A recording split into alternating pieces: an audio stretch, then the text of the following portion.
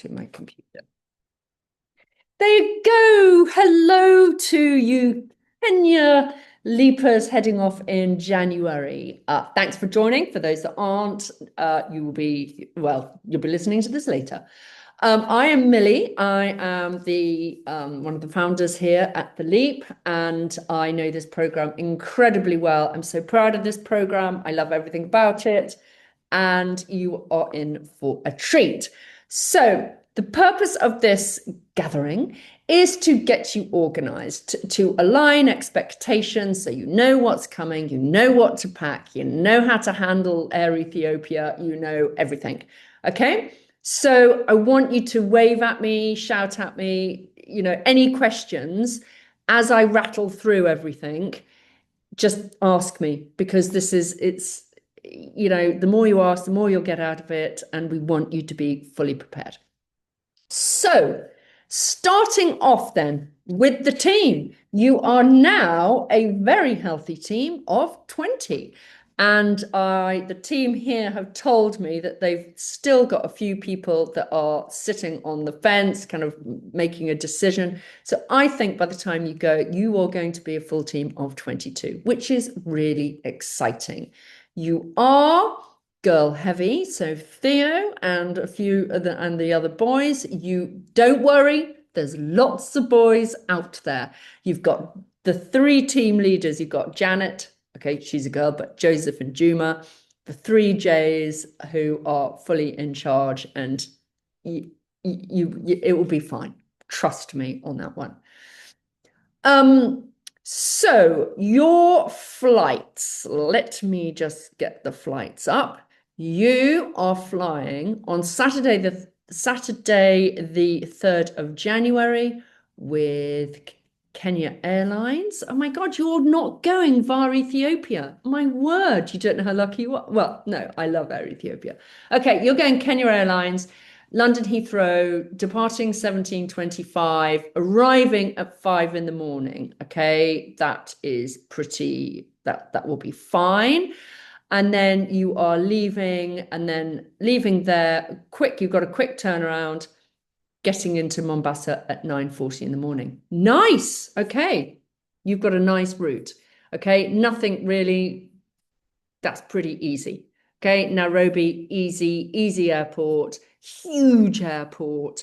Just make sure that you've got your visa and everything all tickety-boo and aligned, and you don't have anything weird or dodgy or kind of food that you're bringing in other than kind of biscuits, fresh food and things they like to whip out of your bag. So when you've gone through customs before you're released, actually, no, that's customs in Nairobi. Well, customs in Mombasa, before you're released, they have another machine they like to kind of put all your bags through. Yeah, it's really kind of exhausting, but you have to just go through the process. So my sister-in-law lives in Kenya, and she's just gone back here with cheese and meat and everything in her bag for Christmas. And of course, it gets nicked. So just don't bother. Yeah, other than a packet of biscuits and a packet of crisps, don't take any nice food in your bags, because they look out for that. Okay, so that is all very easy. I recommend that on the Saturday, you all check yourself in at Heathrow, and you go airside, and you meet airside. We will be setting up a group WhatsApp, if it hasn't already been set up. Has it been set up yet? No? Okay, that's fine. That's great. It will be set up probably, next week. So start chatting probably straight after Christmas at the airport, meet up, and then away you go. All right? So let me just check who is on. Most of you are on that KQ flight. Helen, we don't have your flight details yet. KQ Condor, Julie, you're doing a different flight. Okay. You're coming from Frankfurt. Okay, that's easy. So you're all going to be scooped up. When you get to the other end in Mombasa, you're going to be scooped up by our team of guides, the 3 J's, and taken to Vipingo House, which is what's called Barihari High now. That is about an hour and a half away from, but traffic depending. So it is going to be like, oh my word, welcome to Kenya as you have to navigate your way through Mombasa itself. You will think, how are we going to not crash? Because there is chaos all over the roads. You've got tuk-tuks, you've got people carrying their wheelbarrows full of mangoes across the road, and you'll think, oh, sweet Jesus, what is going on here? But once you've lived in Africa, you know how to drive really well. Our guides have driven for years on these roads. They know how to navigate it. So you go slowly but surely, but you'll be looking out the window thinking, wow, here we go. This is different from home. You're then going to arrive at our house, which is right on the beach. It is absolutely sensational, and you're going to look at it and think, oh my God, if only they had £1 million to spend, they could turn this into something really super cool. If only we did. So what we have done, Oceans Alive are our partners out there, and they are the NGO that you are going to support. It is run by Des and Tilda Bowden, who are great family friends of ours, and they are movers and shakers in the marine conservation worldwide world.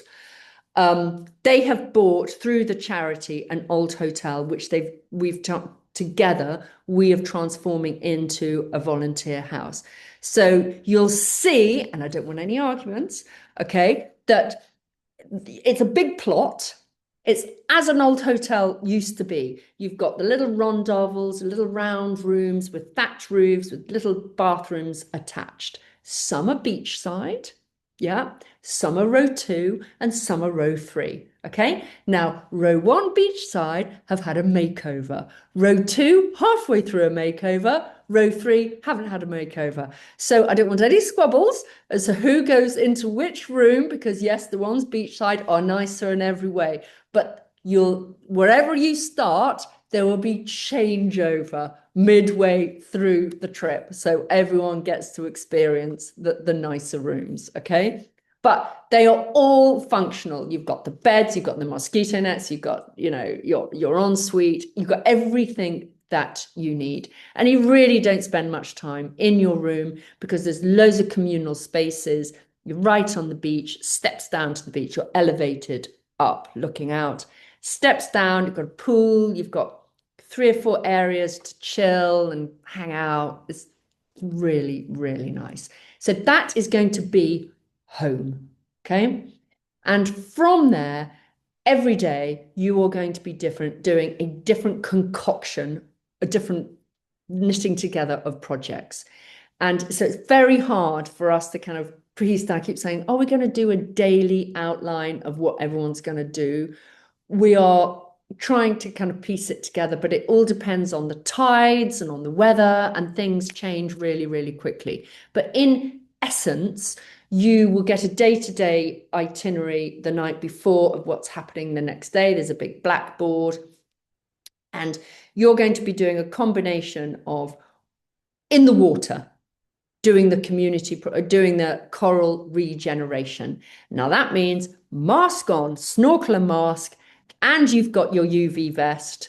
Do not skimp on snorkel and mask or UV vest, okay? Because you're going to be in the water for an hour, 2 hours at a time doing underwater coral gardening. And it literally is gardening. You're going to be planting out little bits of coral. You're going to be brushing coral. You're going to be moving coral from A to B onto bigger structures. You're going to be in there. So you really need a mask and snorkel that work. Okay, you don't want an old mask that you've got back of the kind of garage that's you last used in Cornwall 10 years ago. Okay, it's not going to cut the mustard. A really good one is, which you can get on Amazon, and it's not that expensive, it's about 30 quid, is by a brand called Cressy. Cressie. It's a good brand. Now the UV vest, absolutely critical, because it is your January, your peachy perfect weather. It's going to be hot and steamy, okay? It's going to be absolutely beautiful. What you really want to make sure is that when you're bending over, I was about to give you a demo, when you're bending over, okay, it doesn't ride up your back, and you get a huge kind of white, yeah, your skin is exposed from the top to the top of your bikini bottoms, or boys, your shorts. Okay. Time and time again, this happens, and guess where you get acute sunburn? On that bit. Okay. So you want a long UVS that actually goes over your backside, if possible. And the other thing you're not going to skimp on are the little reef shoes. Okay. Now, those are something that you've probably got in the back of the cupboard from holidays gone by. We want them little reef shoes with a hard sole so that you can walk out over old, old rocks and stuff, and you don't want to tread on any dodgy fish. Okay. Like the rockfish. Okay, he's not your friend. So when you're there, you are going to have a full induction as to who's your friend in the water and who's not. And there's loads of little fish that are fascinated by you, and they come and bombard you. I think they're called the little swordfish. But a group that's just came back said, you didn't warn us about these fish, that, they're not attacking you. They just are fascinated by your goggles. So they come straight into your goggles. Anyway, you're going to learn all about this when you're out there. Fun and games in the water. So that's one aspect of your project. The other aspect is that you're supporting the communities of the fishermen who are now not allowed to fish as often to help keep the coral intact. So you're going to be right in the heart of community life. You're going to be building them Jiko stoves, which are these mini cookers. You're going to be planting out fruit and vegetables, showing them how to do permaculture. You're going to be in the schools teaching them about conservation. You're going to be going on beach clear-ups and collecting the plastic. And with the plastic, it's amazing what you can make with a bit of plastic. One of the last groups, they made plastic guttering around houses out of plastic bottles. There's so much to do. Okay, so it's never a dull day. So community and water combined each day. Interwoven with fun and adventure. Okay, the fun and adventure, what does that look like? It looks like going on a dhow down the river Kalifi. It means a highly competitive football match with the local community, and it's highly competitive, let me tell you. Going up to Vipingo Club, which is the really fancy golf club, which is about 10 minutes away. Sounds terrible, golf club, but it's a really cool place. It's a golf club with the animals. Just, you've got zebra, you've got giraffe, you've got all the monkeys just hanging out with the golfers, and everyone loves to go up there for drinks, and you can go for a walk, and you've just got all the wildlife around you. So that's something that you will really like to do. And there's cool restaurants and bars in the evening. There's a really, really fabulous beach bar where everyone likes to go for lunch and kind of early drinks and volleyball and blah, blah, blah. Now, so that's kind of interwoven, the kind of relaxing time.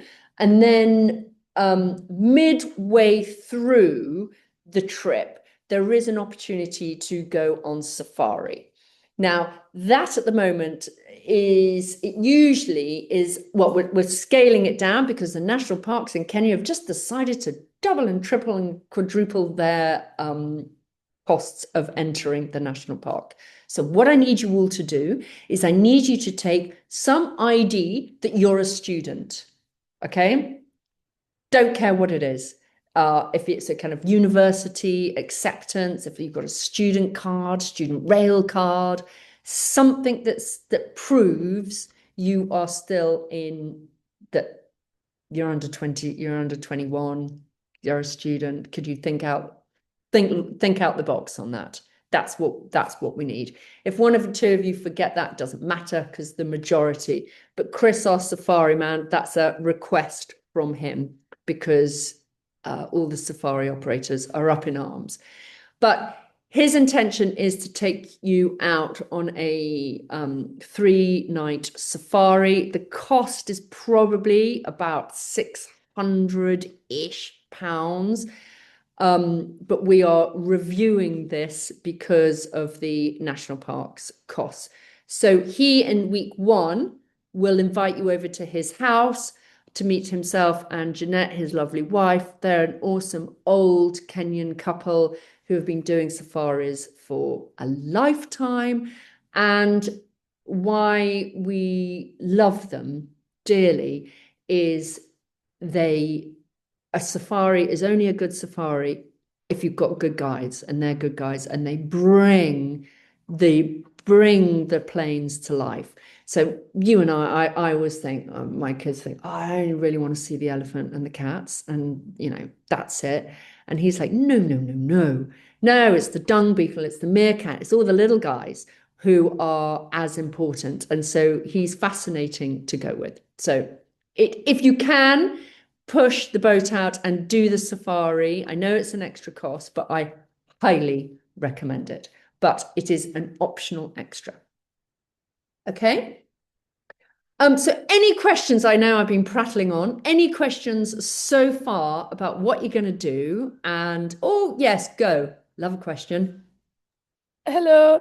I wanted to ask about the safari, Yeah. and so it's after the 4 weeks of no. It's in the middle of the 4 weeks. So it's Ah. going to be over one weekend. Okay, but we also like looked up the safari for 4 days. Like there's an opportunity that you do 2 days, 3 or 4, I think.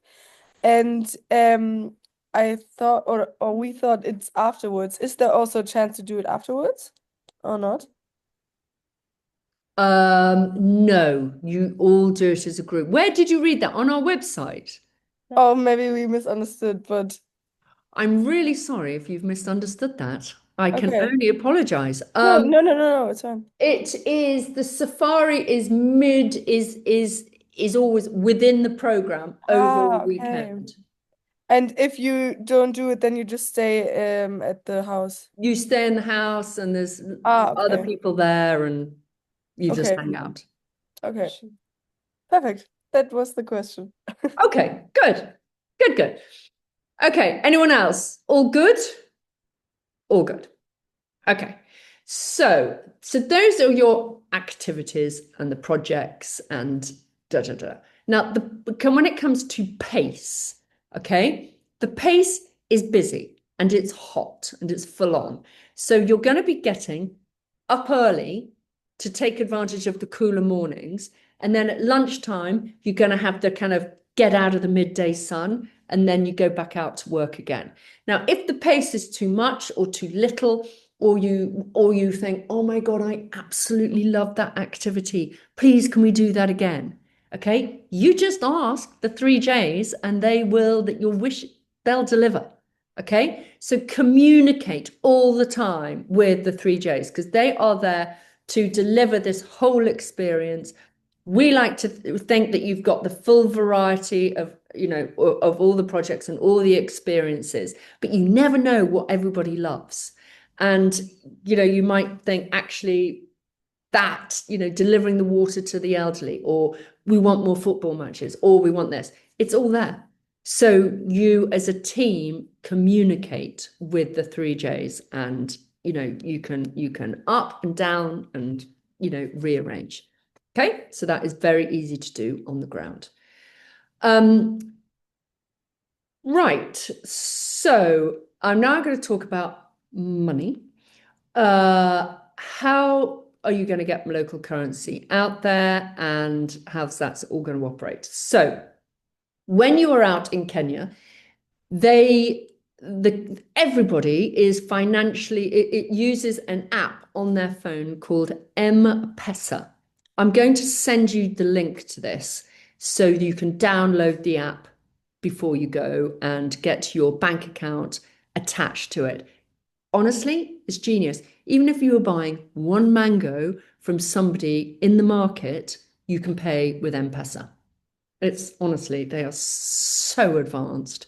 Anyway, the other is always good to have some cash on you as well. So when you get there, you'll go to an ATM and get some local shillings out from the hole in the wall. That's very easy too. So I advise that you all take two bank cards. So you take your M-Pesa on your phone and two bank cards. One, which is your free debit, like the Starling, the Monzo, those cards. And then you've just got your normal bank card, debit card, just hiding somewhere. Okay, it's really useful to have just in case you dropped your bag in the ocean or you were not concentrating and you left your bag at the beach restaurant and somebody ran off with it. Okay, can happen. We'll come to that later. So 2 bank cards and M-Pesa. And while we're talking about two of everything, your telephones, take your all swinging and dancing telephone. And if you've got a backup phone, sling that into your bag too. Okay, a backup phone is really useful because people do often drop them in the sea. Okay, so just sling that in your bag. It's very easy to get a local SIM card when you're there, but alternatively, in the house, you've got Wi-Fi and you really don't need your phone, to be totally honest. Yes, to take photos, yes, to send the odd text. And the Wi-Fi, by the way, in the house is good enough for texting. It's not good enough for watching YouTube or downloading videos. You would make the whole kind of system explode. So no one's to do that. You're literally a quick WhatsApp is about as good as it gets. Okay. When it comes to health and safety, if the usual things that people suffer from in Kenya is dehydration. And so you have got to be really mindful of this, and self-management is really, really important. It is hot, okay? And it is humid. It's not that humid in January, it's just hot. So, and you're going to be working in the heat. So it's drinking loads of water, but I highly recommend that you take rehydration salts in your first aid bag, and you take one a day, just as a matter of course. That is just part of your ritual, okay, to do a rehydration. If you suddenly, telltale signs of dehydration are you get diarrhea, you can get headaches, you can feel a bit fluey, your joints can feel achy, and you've just got to keep on top of it because it happens. It's a real thing. And acute dehydration is very dangerous. So if we were like, okay, you've got headaches and now you've got a fever, we would whisk you to Vipingo Clinic, which is 10 minutes down the road. It's the most amazing clinic, by the way. And you'd go on a rehydration drip and you would get sorted. So you just got to be on it. The other thing that people suffer from are cuts. If you get yourself cut on the coral, it needs to be dealt with there and then. You can't ignore a cut in the tropics, okay? So there's no scratching a mosquito and mosquito bite, cutting your foot on the coral and thinking it will go away. No. It needs to be dealt with. Yeah, you need pseudocreme, you need Sevlon, you need antiseptic cream, and you're to keep on it. Diarrhea, yeah. Eating something dodgy. Don't eat dodgy food in the market. Don't think, oh, that kebab looks really nice in the market. You just don't eat it, please. It's just a disaster waiting to happen. So just be mindful with what you eat. Everything, all the food that you will want is freshly prepared in camp. That is absolutely delicious and great. This is when you're going out and about. The food at Vipingo Club, at most of the restaurants, they're really good. But you do go on occasions into the local markets and you see people selling samosas on the beach. Avoid, or wait for my email saying, I told you so. So that's my top tip. If you do get a dodgy tummy, let me tell you, the best thing for it is to fill your boots with Coca-Cola. Literally, fill your boots. Drink as much Coke as you like. It makes you feel better. And for some reason, it really helps clear it up. God only knows why, but it really works. Okay, so that's health and safety. Parents listening to this, we've got all the risk assessments, the scaling up. If the Vipingo Clinic can deal with most things, if you were needing more attention, then we would drive you straight down to Mombasa Hospital. If that couldn't deal with it, you would be flown from Mombasa to Nairobi. Okay, so we have all the kind of the systems in place.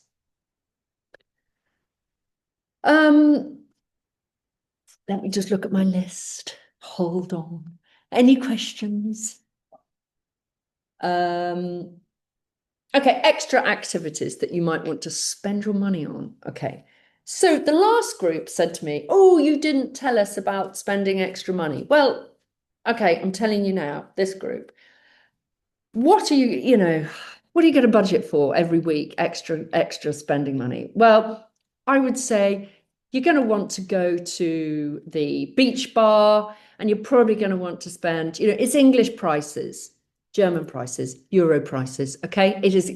Kenya is expensive. It's exactly what you're gonna pay, exactly what you would normally pay if you were at home or in Europe. So what, 20 quid for a nice lunch and a drink? Probably something like that, and the same for supper.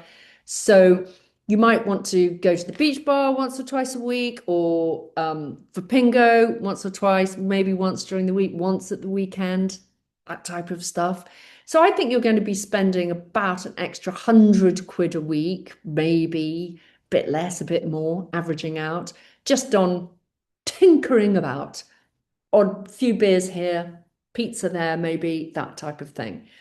Other than that, the everything else is included. But one of the last group, they decided to go to Watamu for a night, which is about an hour's drive north. Yeah, it's a fun place. It's a change of scene. If you did that, that's absolutely fine. Joseph will, because he's so protective, he would probably go with you because he likes going to Watamu.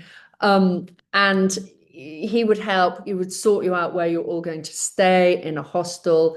But you would have to pay, you could use our cards, but we ask for a contribution towards the petrol. You would obviously have to pay for your own accommodation when you're there and your own food. So that would be a completely different thing altogether. So don't even think about it now. It's something that you might want to do when you're out there.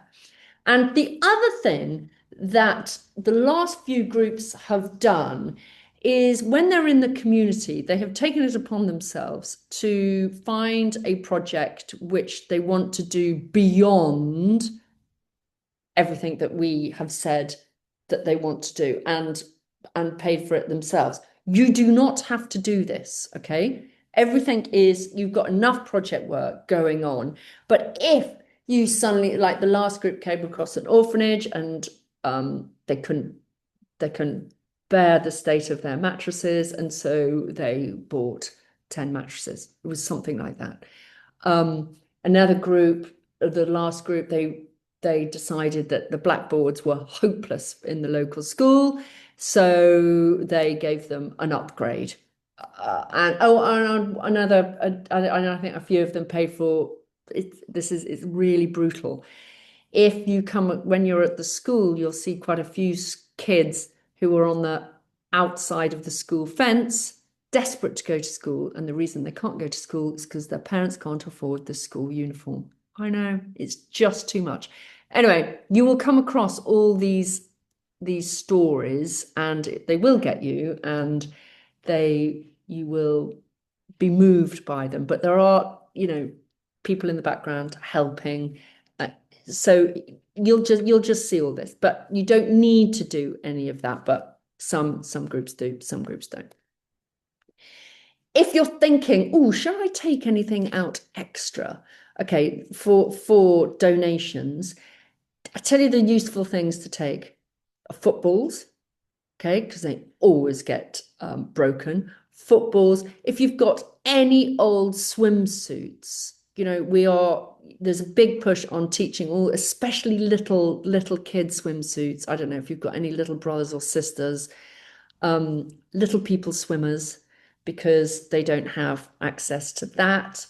Old trainers, that's all really useful. Those are useful.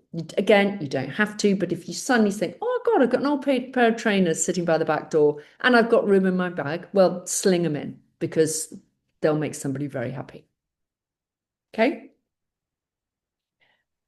Right. The last thing I want to discuss is team dynamics. Ta-da! So, you are all, as you know, joining a LEAP team. Now, I've done team travel. I've been in the world of team travel since I left university, and I love it. It's what I champion. And I know I know you're going to raise your eyebrows, but personal growth through team travel. Go LEAP. So, what I want you to know is that there's 20 of you right now. Most of you are traveling alone. Do not know a single soul in your team. So when you get to the airport, you are going to be thinking, oh my God, holy moly, am I going to make a friend? What if nobody likes me? What if I don't like everybody? You're all going to have those thoughts. Oh my God, everyone looks so weird. I'm weird. Oh, okay. I know how you all feel because I go on midlife trips and I'm 55. I know. And we think the same thing. It doesn't get any easier, even as you get older. So it is just the nature of being in a team. Okay. So I want you to be brave and kind and considerate to everybody because some will be bold and will be alpha and will be able to manage it, and some will be shy and thinking, holy God, Jesus, what was I thinking? Okay. So the first few days, you're all going to find your feet. You're all going to kind of settle in. So you've just got to be out there and be brave and be kind and considerate to everybody. And if you see somebody who's quiet and you think, oh, they're struggling, bring them into the fold. Okay. And by the end of the 4 weeks, you are all going to absolutely love each other. You're going to have moments midway where you're going to want to possibly kind of smack each other because it's intense. You're with each other all the time. You're going to have moments where you're like, that person is really annoying me. And and then you're going to annoy someone else. Go with it. It's part of the experience. It is what we expect. Okay. We totally expect this to happen. And Joseph, Juma, and Janet are pros on team management. On arrival, you're going to be divvied up into 3 groups. Okay. You're going to have Team Joseph, Team Janet, and Team Juma. We're going to shake those up. So, cliques don't form. We're going to kind of move you all about. You're going to be put into bedrooms unless you specified that you really want to share a room with somebody. We're just going to throw the dice. Okay. So you're just going to roll with it, embrace it, and look out for each other. How you're socializing in the evening. The kind of vibe in Kenya is a few beers, cards, chilled. It's not kind of out there. There are no nightclubs. Okay, there might be one nightclub, which is kind of not anything kind of spectacular in Watamu. I mean, it's all very, very low key. You don't need any fancy clothes. You really don't. Every evening you're going to be wearing a shirt, short or long pants, long shirt to keep the mozzies off you. It's chilled. It's a chilled vibe. All right. Drunken disorderly behavior, being a prat. If you are, you're going to get a ticking off from one of the 3 J's. If you continue to be a prat, you get an email from me. Nobody wants an email from me. So you really don't. And I loathe sending them. I probably send 2 a year and they really annoy me because I'm like, Jesus, come on, people. Who wants to get an email from the old lady in London, in Wiltshire? No, don't be that prat. And you get that email if you are being unkind or just not considerate, not being a good team player. Okay? That's it. So that. Oh, hi, can I just ask a question? Yes. Sorry, my video's off. Hold on. I'm Isla's mum. Mosquitoes. What would you recommend for the best mosquito repellent? Jungle formula. Jungle formula. Super strong one. The super strong one. Don't try and go herbal and just get the super strong one. And usually you've got big fat ants in Kenya, big fat black ants. Now, if they bite you, they hurt. So they also don't like jungle formula. So I would, spraying up, again, coming back to health and hygiene and self-management, before dark, you need to shower, spray up, and get some long trousers on. The best trousers for girls are those kind of harem pants with the elasticated leg, base of the leg, so that mozzies can't fly up your leg. Brilliant. It's what I wear every day, every night. Do you know what I mean? You don't. I can see that you don't know what I mean. Hot, so they're really thin cotton trousers, and then they at the base around your ankle, they're elasticated, so they're tight, so they cling onto your leg. Do you know what I mean? Kind of. Yeah, I do. Sorry, I keep being put on mute for some reason. Okay. That's a really good thing. But yeah, so in the evenings, you'd recommend like long trousers, long trousers. Yeah, long legs. Yeah. Long and long sleeve, long arms as well. Yeah, long arms. You'll be very hot in long arms, but nobody will wear long arms in the evening, but you just got to spray up. Okay, thank you. Now, the water in Kenya, you cannot drink the water from any of the taps. So you will be given bottled water throughout, and that's, got to keep drinking. And the showers, okay, the water is brown, and you're going to think, really? Yes, okay. It comes from a borehole, and it's perfectly clean. It does the job. It's brackish. You're just going to think, oh God, I really want a kind of fresh, clear water, but that ain't happening. So you just have to brace yourself. That is what the showers look like. Just don't look. Okay. And when you're cleaning your teeth, you use your bottle. Okay. The bottle. Yeah. Okay. If you have got reef-friendly sun cream, that is really helpful. Okay. Question. Yes. You mentioned about a doll down the river, something like that, or I don't know if that's the right word. Going down the river on some sort of. Oh yeah, the dhow. Yeah, on the boat. How safe is that? Because obviously we're in Africa, the wildlife, especially in the water, is a bit of a concern with crocodiles and hippos. Are they in that neck of the woods? No. It's literally in the it's where the sea. It's you're pretty much in the sea, so you're absolutely fine. There's nothing dodgy there. And just going on from that, you mentioned earlier that obviously the stonefish is in the reef. So, like you said, if you step on that, well, it's not a great day at the office, but it does the sort of local health. Do they have the antidote for its venom, or would you have to go to Mombasa Hospital? No, you've got the local hospital. It's not Vipingo. It's 20 minutes away, just up the road. Yeah. Cool. That's all I wanted to know. Thank you very much. Yeah. Okie dokie. I think that is all. Are you good to go? Excited? Great. Great. So has everyone got their visa? Well, you lot on the screen, you've got your visa.